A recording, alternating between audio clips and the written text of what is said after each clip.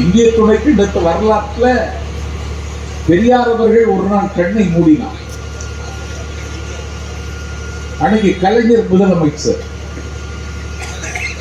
கடைசி நிமிடம் வரையிலும், சாகர கடைசி நிமிடம் வரையிலும் பகுத்தறிவு கொள்கையை பேசி மறைந்தவர் நாவலர் நெடுஞ்செழியன். அவர் இன்றைக்கு கலைஞருக்கு அடுத்த இடத்தில் அமைச்சரவையில் இருந்தார். வேலூர் சிஎம்சி மருத்துவமனையில் பெரியார் இறந்தார். கலைஞர் தழுதலுக்கு நின்று கொண்டிருக்கிறார். கண்ணீர் சிந்தி கதறுகிறார் நாவலர். கையிறு நிலையில் நிற்பதாக ஆசிரியர் வீரமணி துடிக்கிறார். அவருக்கு தொண்டுழியம் செய்து தன்னுடைய வாழ்க்கையை கடத்திய மணியம்மையார் குலுங்கி குலுங்கி அழுகிறார். கலைஞர் சொன்னார், நாவலரிடத்தில் உடனடியாக சென்னைக்கு செல்லுங்கள். தந்தை பெரியாருக்கு அரசு மரியாதையோடு உடலடக்கம் நடைபெற வேண்டும். அதை நாம் செய்தாக வேண்டும். உடனடியாக செல்லுங்கள். சீஃப் செக்ரட்டரி, தமிழக அரசின் தலைமைச் செயலாளர்களுக்கு உத்தரவுப்பட சொல்லி வேலை பாருங்கள் என்று அனுப்பினார். நாவலர் வேலூரில் இருந்து சென்னை வந்தார். தமிழக அரசு தலைமைச் செயலாளரை பார்த்தார். கலைஞர் இப்படி உங்களிடத்தில் சொல்ல சொன்னார், அரசு மரியாதையோடு பெரியாருக்கு உடலடக்கம் நடக்க வேண்டும் என்று. அப்பொழுது தலைமைச் செயலாளர் ஒரு IAS அதிகாரி, பட்டம் பெற்றவர், பல்கலைக்கழகம் சென்றவர், அதற்கு சட்டத்தில் இடமில்லை என்றார். ஒருவருக்கு அரசு மரியாதையோடு உடலடக்கம் செய்ய வேண்டுமானால் அவர் ஏதாவது அரசு பதவியை அலங்கரித்திருக்க வேண்டும். ஆனால் இவர் 8 பதவியை வேண்டாம் என்று தூக்கி எறிந்தவர். ஈரோடு நகர்மன்ற தலைவர் உட்பட 8 பதவி ஒரே நேரத்தில் தூக்கி எறிந்தார். தமிழ்நாட்டினுடைய தங்க மகுடத்தை கொடுப்பதற்கு தயாராக இருந்தார்கள். வேண்டாம் இந்த முதலமைச்சர் மகுடம் என்று வெறுத்துதிக்கிறார். இவர் பதவியிலும் இருக்கவில்லை, பதவியையும் ஏற்கவில்லை. அவருக்கு அரசு மரியாதையோடு உடலடக்கம் செய்ய முடியாது என்று தலைமைச் செயலாளர் சொல்லிவிட்டு சொன்னார், அதை மீறி செய்தால் உங்கள் ஆட்சிக்கு ஆபத்து வரும் என்றார். நாவலர் கொஞ்சம் நடுங்கித்தான் போனார். கலைஞரிடத்தில் பிறந்தால் போட்டு சொன்னார், இப்படி தலைமைச் செயலாளர் சொல்லுகிறார், அவரிடத்தில் நான் என்ன சொல்வது என்று கேட்டபொழுது, நான் உத்தரவு போட்டுவிட்டேன், செய்ய சொல்லுங்கள், விளைவுகள் எதுவாக இருந்தாலும் எதிர்கொள்ளலாம் என்று அன்றைக்கு சொன்னதற்கு பிறகு அரசு மரியாதையோடு உடலடக்கம் நடைபெற்றது. துப்பாக்கி குண்டுகள் துந்தி முழங்க பெரியாரினுடைய ஈமச்சடங்கு இறுதி உறவு நடந்தது. அது முடிந்தவுடனே இந்தியா பாகிஸ்தான் யுத்தத்தை 10 நாளில் சந்தித்து பகை முடித்த இந்திரா பூமி பந்தில் வங்கதேசம் என்ற ஒரு தேசத்தை கருவிலிருந்து பெற்றுத்தந்த பெருமகள் 102 அணிசாரா நாடகத்தில் தலைமை வகித்த இந்திரா தமிழ்நாட்டின் முதலமைச்சர் கலைஞரை தொலைபேசியில் தொடர்பு கொண்டு பெரியார் மறைந்த ஈரச் செய்திகள் அதிர்ச்சி அடைந்தேன். பெரியாருக்கும், பெரியாரின் குடும்பத்திற்கும், பெரியாரின் பற்றாளர்களுக்கும் காங்கிரஸ் கட்சியின் சார்பிலும் இந்திய அரசின் சார்பிலும் என்னுடைய அஞ்சலியை தெரிவித்துக் கொள்கிறேன். அதைவிட ஷாக் கலைஞர். என்னவென்று கேட்டார் கலைஞர், பெரியாருக்கு அரசு மரியாதையோடு உடலடக்கம் செய்திருக்கிறீர்கள். அரசு மரியாதையோடு உடலடக்கம் செய்வதற்கு அவர் எந்த அரசு பதவி வகிக்கவில்லை. ஆகவே விசுவாச பிரமாணம் சட்டத்தின் பேரால் எடுத்துக்கொண்ட நீங்கள் சட்டத்தை மீறிவிட்டீர்கள் என்று எனக்கு தகவல் வருகிறது. உங்கள் ஆட்சிக்கே ஆபத்து வந்துவிடும் போல் தெரிகிறது என்று இந்திரா அம்மையார் சொன்னார். அப்பொழுது கலைஞர் சொன்னார், அரசு மரியாதையோடு உடலடக்கம் நடந்தது உண்மைதான். பதவியில் இருப்பவர்களுக்குத்தான் அரசு மரியாதை உடலடக்கம் செய்ய வேண்டும் என்றால் நீங்கள் மகாத்மா காந்திக்கு அரசு மரியாதையோடு உடலடக்கம் செய்வீர்களே, அது எந்த சட்டத்தின் பார்க்கப்பட்டது? இந்த கலைஞர் கேட்டார். இந்திரா சொன்னார், அது விதிவிலக்கு. அவர் இந்தியாவிற்கு விடுதலை பெற்று தந்தவர், அதனால் இது செய்வதை நாடு ஏற்றுக்கொண்டது. ஆனால் கலைஞர் திருப்பி சொன்னார், அவர் இந்தியாவிற்கு தான் விடுதலை பெற்று தந்தார், இவர்தான் மனித குலத்திற்கே விடுதலை பெற்று தந்தார். அது சரி என்றால் இதுவும் சரி என்றார். இப்படி மனித குலத்திற்கு விடுதலை பெற்று தந்த தலைவனை ஒரு கள்ளச்சாராயம் குடித்து காலம் செல்லுகிற ஒரு காபோதி,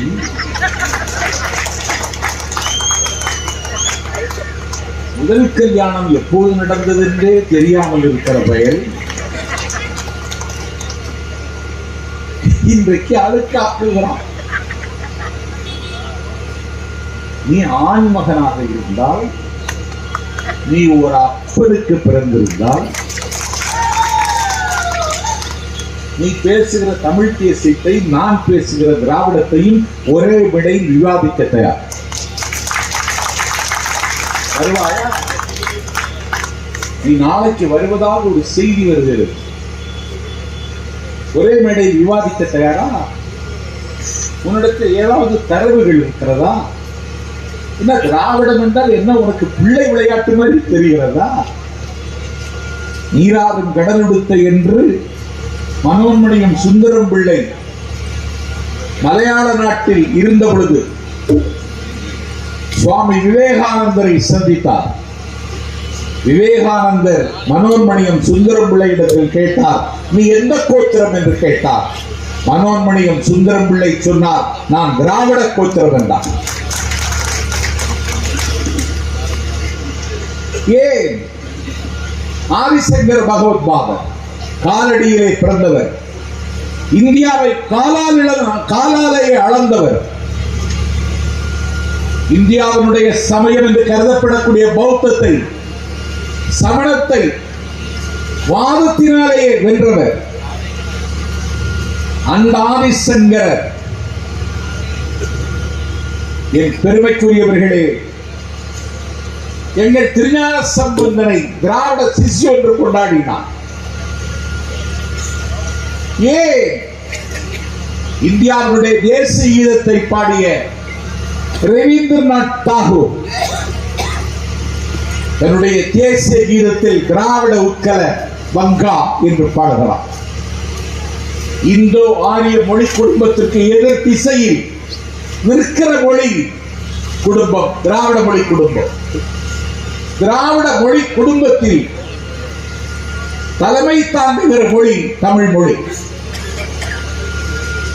அதிலே ஒரு மொழிதான் கன்னடம், அதிலே ஒரு மொழிதான் மலையாளம், அதிலே ஒரு மொழிதான் தெலுங்கு, அதிலே ஒரு மொழிதான் துளு.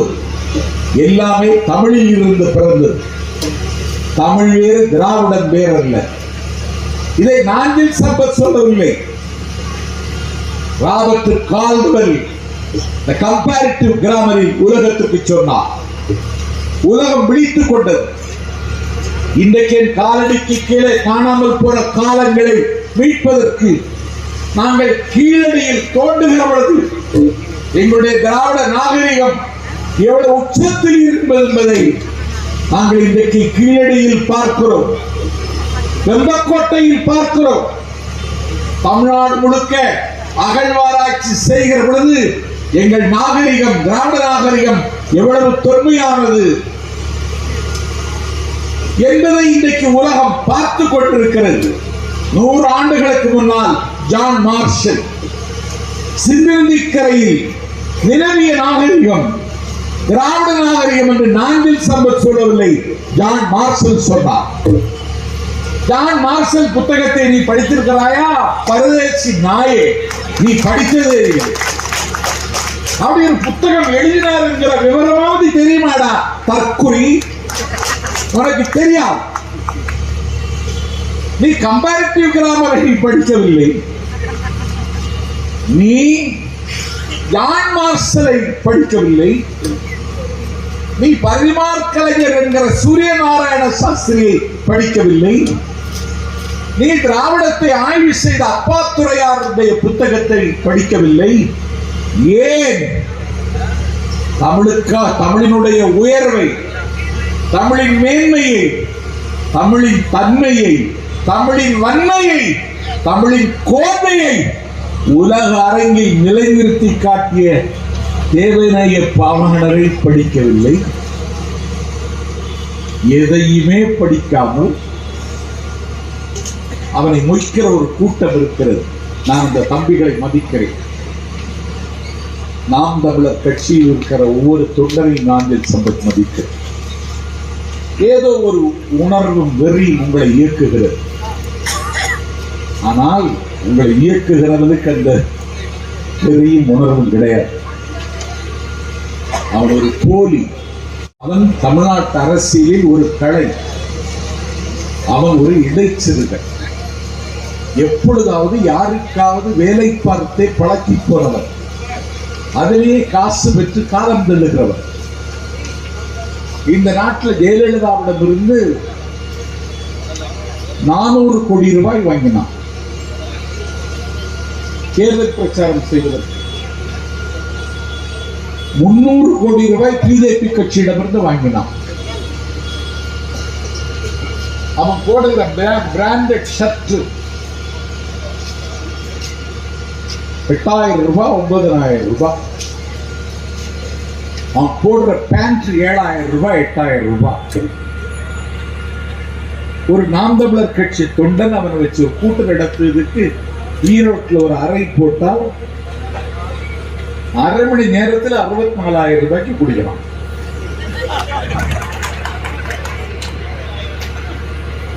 சாமிக்கு உங்களுக்கு என்ன வேணும் கேட்டாரு. ஒண்ணு வேணாம், உங்க வேலையை பாருங்க. நான் இதுவரைக்கும் ஒரு தேநீர் கூட சாதிக்கு பின் வாங்கி குடிக்கல. இந்த கூட்டத்தை நடத்துங்க, அதுதான் எனக்கு வேணும் அப்படின்னு சொல்லிவிட்டேன். இப்படி ஒருத்தன் சொல்லல.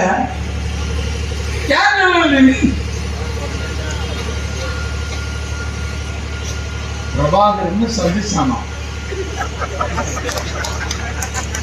சந்திச்சவங்க யாரும் சொல்லல.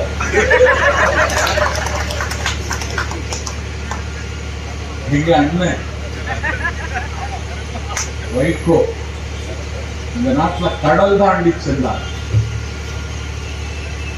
Our member of parliament. Passport இல்லாமல் இலங்கைக்கு சென்றார். பெரிய தேச விரோதமாக அப்பொழுது சொன்னார். அப்போது நான் சொன்னேன், பாஸ்போர்ட் இல்லாம போனான் வைகோ அப்படின்னு சொன்னாங்க. நான் சொன்னேன், பஞ்சம் பிழைக்க போகிறவன் தான் பாஸ்போர்ட் கொண்டு போகணும். அவன் பஞ்சம் பிழைக்க போனவன், தமிழீழம் தலைக்க போனவன் வைகோ அப்படின்னு சொன்னான். அவர் காட்டிலேயே பயிற்சி கொடுத்தார், காட்டிலேயே பேசினார், காட்டிலேயே தங்கியிருந்தார். தமிழ் தேசியத்தின் தன்னிகரற்ற தலைவர், அப்பா தியாகத்தின் சதை வெடிவோம் ஐயா பழநெடுமாறன். தம்பி பிரபாகரனுடைய வீரத்தை பற்றி உலகம் அறிவதற்கு புத்தகம் எழுதியவர், காட்டில் சஞ்சரித்தவர், பிரபாகரனை ஆற்றுப்படுத்துகிற உயரத்தில் இருந்த பெருமகன், தலைவர் காமராஜருடைய தலைமாணாக்கர், மாவீரன் தமிழ் பல நெடுமாறன். நான் பிரபாகரனை சந்திச்சது இதுவரைக்கும் சொன்னதில்லை. தமிழரசி நடராஜன் சர்வதேச அரங்குகளில் போய் பேசியவர். இந்த உலகத்தில் கனடாவில், சுவிட்சர்லாந்துல, ஜெனீவாவில், அமெரிக்காவில், லண்டன்ல ஈழத்து தியாகிகளுக்கு புலம்பெயர்ந்த தமிழர்கள் குடியிருக்கிற இடங்களில் கூட ஒரு நினைவு சின்னம் இல்லை. தன்னுடைய சொந்த செலவில் நெஞ்சை எள்ளும் கஞ்சை கருணியில் முள்ளிவாய்க்கால் முற்றம் கண்டவன் என் அண்ணன் நடராஜன். அவர் சொன்னதில்லை, இன விடுதலை சனாதனத்தை சாய்ப்பது என்பதை தாண்டி தமிழர் விடுதலையும் லட்சியக்கரமாக கொண்ட எங்கள் சிறுத்தைகளின் தலைவன்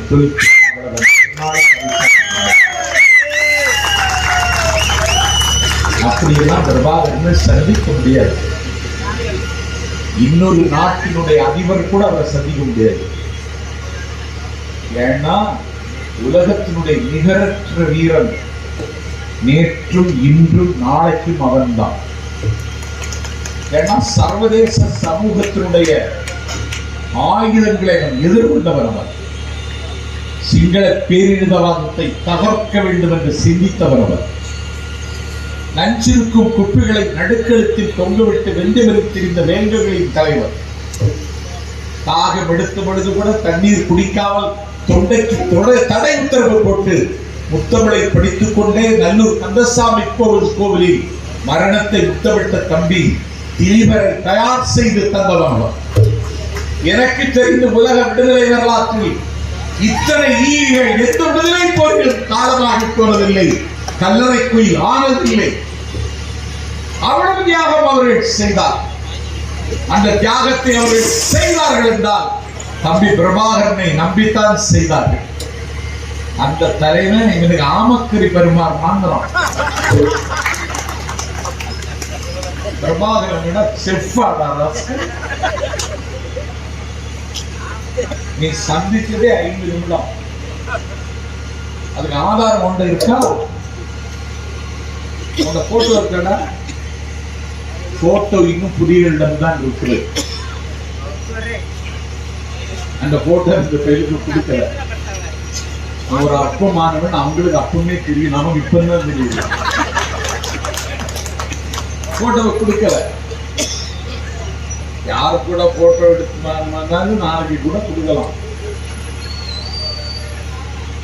நாங்கள் சம்பத்தி நாளைக்கு நான் அவங்களோட கூட இருந்தேன் அப்படின்னு ஒரு போட்டோய கொடுக்கலாம். அதெல்லாம் பிரச்சனை இல்லை. நீ சந்திச்சியா, நீ அவர்கிட்ட பேசினியா? தமிழீழத்தினுடைய தேவை, தமிழீழத்தினுடைய வரலாற்று தேவை குறித்து நீ எனக்காவது பேசியிருக்கிறியாடா? நான் பேசியிருக்கேன். 25 வருஷம் பேசியிருக்கேன். என்னுடைய இளமை காலத்திலிருந்து பேசியிருக்கேன். நான் அரசியலுக்கு வந்தது அதிகாரத்திற்கு வரும் என்னுடைய கட்சி என்று கருதி வந்தவன் இல்லை. தத்தளிக்கிற தமிழ் சொந்தங்களுக்கு, தமிழீழ தம்பிகளுக்கு பேசுவதற்காக பொதுவாழ்வுக்கு வந்தவன். நான் இதுவரைக்கும் சொல்லியிருக்கேனா? இல்ல. பிரபாகரன் கூட இருந்தது மாதிரி இவன் பிஜேபிக்கு கைகூலி, இவன் பிஜேபியினுடைய அடியாளு, இவன் பிஜேபியினுடைய ஏவல் நாய். இதை நான் 10 வருஷமா சொல்லுவேன். நாங்கள் சம்பத் இங்க பேசுறேன். சாதிக்கு கூட்டத்தில் நடக்கலாம். நாங்க நினைச்சா பிரபாகரன் படம் மேடையில் வைக்க முடியும். நாங்க ஏன் வைக்கல? அது ஒரு தடை செய்யப்பட்ட அமைப்பு. நாங்க இந்த நாட்டில் இல்ல நாங்க இருக்கீங்க, நாங்க இதை வச்சு பிரச்சாரம் செய்யலாம். உனக்கு இது நீ ஒரு தடை செய்யப்பட்ட அமைப்பின் தலைவர் மேடையில் வச்சிருக்க. அந்த தடை செய்யப்பட்ட அமைப்பு புலிகள் படத்தை நீ உன் கொடியில வச்சிருக்க. ஒன்னு இன்னும் மோடி அனுமதிக்கிறான்னா என்ன காரணம்? நாஞ்சில் சம்பத்து நாளைக்கு தடை செய்யப்பட்ட அமைப்பை ஆதரிச்சு ஈரோட்டில் பேசினா என்ன நீ விடுவியா? தேசிய புலனாய்வு முகமை என்னை தேடி வராதா? நீ தொடர்ந்து பேசுறியே. நீ பிரபாகரன் பேச நீ யாரு? நீ உனக்கு என்ன அறிவு இருக்கு? உனக்கு விடுதலை பற்றி ஏதாவது தெரியுமா? உனக்கு வெளிச்சத்தை பற்றி ஏதாவது தெரியுமா? நீ குருமூர்த்திய தயவால நாம் தமிழர் கட்சியை இந்த நாட்டில் ஆதித்தமிழர் குடும்பத்தில் இருந்து கபலீகரம் செய்து கொண்டு கொஞ்சம் வாலிப தம்பிகளை வலது பக்கமும் இடது பக்கமும் நிறுத்தி கொண்டு என்ன நாடகம் போடுற? அதெல்லாம் தொண்டை வலிக்க பேசியிருக்க, ரத்தம் கக்க பேசியிருக்க. இந்த மண்ணின் மானத்திற்காக நான் தொடர்ந்து இயங்கிட்டு இருக்கேன். தொடர்ந்து 9.5 மணி நேரம் பேசியிருக்கேன்.